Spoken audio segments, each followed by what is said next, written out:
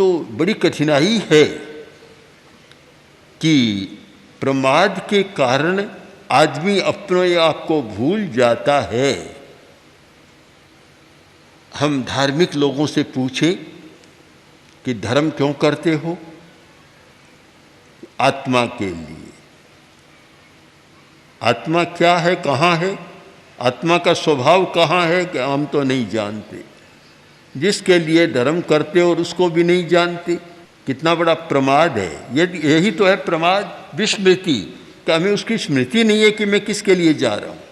Car में बैठा और कार चालू हो गई, घंटों तक चलती रही। आखिर बोले, ड्राइवर बोला कि भैया बताओ कहाँ जाना है, या आ गया तुम बता रही कहाँ जाना है? कभी अब तो पता तो मैं भूल गया हूँ। यह है प्रमाद, विस्मृति, अपने लक्ष्य को भूल जाना, अपने कर्तव्य को भूल जाना, अपने गंतव्य को भूल जाना, यह हमारा प्रमाद। और आत्मा को प्रमाद से बचाओ, यानी आत्मा के स्वरूप को जानने का प्रयत्न करो, उसे भुलाओ मत। अगर ये पूछा जाए कि 24 घंटों में पैसा, रोटी, पानी कितनी बार याद आता है और आत्मा कितनी बार याद आती है? 24 घंटे की बात मैंने कह दी, 24 दिनों में भी, 24 महीनों में भी कभी आत्मा है, याद आती है या नहीं आती है? वह याद नहीं आती। याद तो और काम तो आएंगे, जो व्यवहार के काम चलते हैं सब याद आएंगे, पर मैं आत्मा हूँ और मेरा सबसे बड़ा वैभव, संपत्ति, धन जो कुछ है वह मेरी आत्मा है, मैं आत्मवान हूँ। कभी याद ही नहीं आता।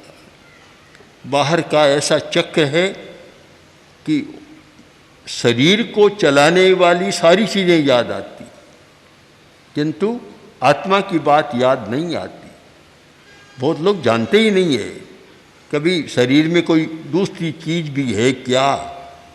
कोरा शरीर नहीं है, कोरा ये कोई चिकित्सकीय केंद्र नहीं है कि जहाँ भाई भीतर हार्ड है, मांस है, लोही है, प्लाज्मा है और भी कुछ ऐसे तत्व हैं, भीतर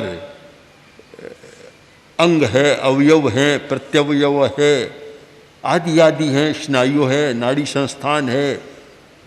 इतना ही नहीं है। अगर इतना ही है तो फिर रक्षा की कोई बात ही नहीं आती। यह कि शरीर के भीतर चेतना है, चेतना है जिसके द्वारा हम जानते हैं